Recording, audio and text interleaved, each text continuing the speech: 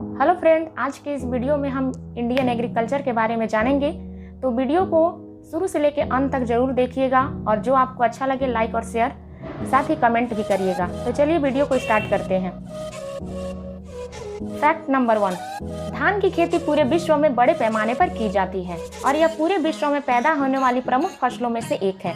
भोजन के रूप में सबसे ज्यादा उपयोग होने वाला चावल इसी से प्राप्त किया जाता है।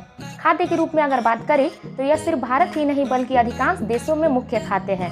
विश्व में इसकी खपत अधिक होने के कारण यह मुख्य फसलों में शुमार है। चावल के उत्पादन में चीन पूरे विश्व में सबसे आगे है और उसके बाद दूसरे नंबर पर भारत है। पूरे विश्व में मक्का के बाद अनाज के रूप में धान ही सबसे ज्यादा उत्पन्न होता है।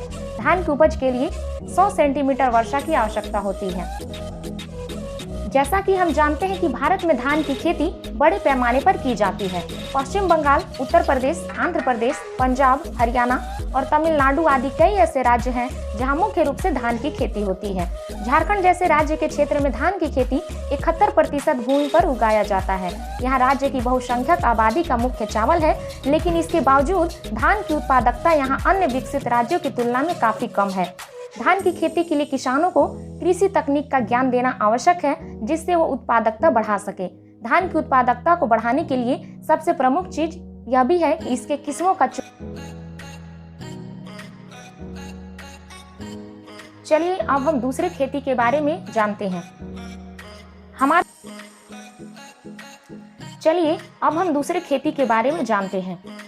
हमारे देश का गेहूं की खेती और उत्पादन में प्रमुख स्थान है। पंजाब, हरियाणा एवं उत्तर प्रदेश इसके मुख्य उत्पादक राज्य हैं। भारत देश आज 8 करोड़ टन से अधिक गेहूं का उत्पादन कर रहा है। हालांकि देश की बढ़ती जनसंख्या को देखते हुए गेहूं उत्पादन में वृद्धि की और अधिक आवश्यकता है। इसके लिए गेहूं की उन्नत उत्पादन तकनीकियों को अपनाने की आवश्यकता है।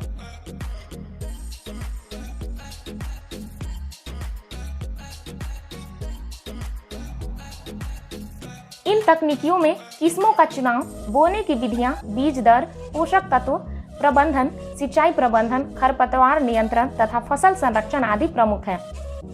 गेहूं के बीज अंकुरन के लिए 20 से 25 डिग्री सेंटीग्रेड तापमान उचित रहता है।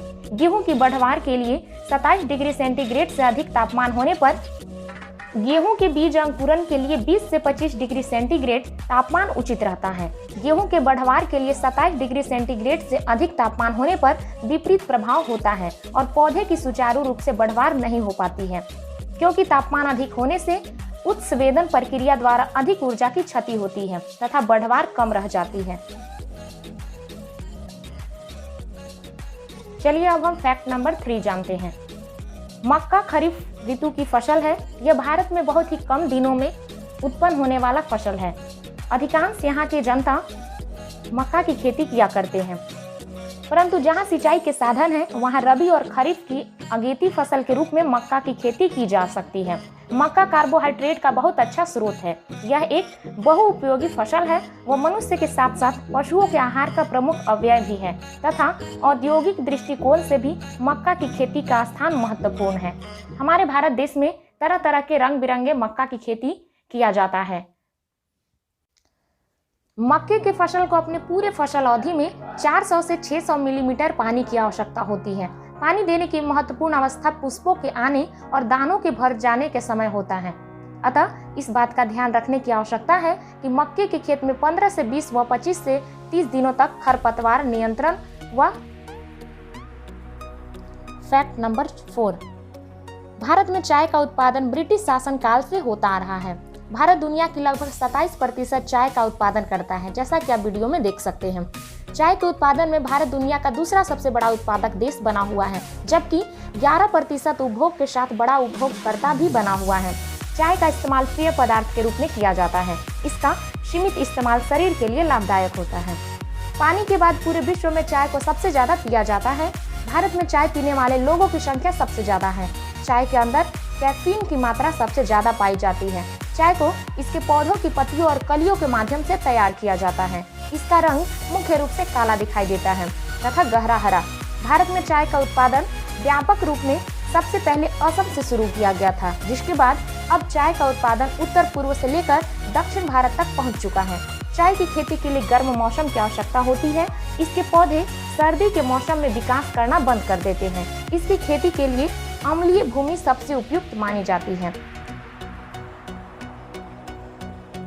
चलिए दोस्तों, अब हमारा लास्ट फैक्ट है 5। अब मैं इस फैक्ट में इंडियन फल फूल एवं सब्जियों के बारे में बताने जा रही हूँ, जिसमें कि फल फूल सब्जियां भारत में अधिकांश मात्रा में उगाए जाते हैं।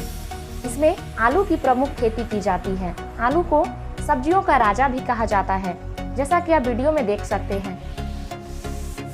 जैसा कि हम जानते हैं कि हमारे देश में ऋतुओं के अनुसार सब्जियों की खेती भी की जाती है, जिसमें सितंबर महीने में गाजर, सलजम, फूलगोभी, आलू, टमाटर, काली सरसों के बीज, मूली, पालक, पत्ता गोभी सहित कई सब्जियों की खेती की जाती है। इसके साथ साथ अक्टूबर महीने में पत्ता गोभी, धनिया, सौंफ के बीज, राजमा, मटर, ब्रोकली, सैलड, बैगन, हरी प्याज इत्यादि की खेती की जाती है।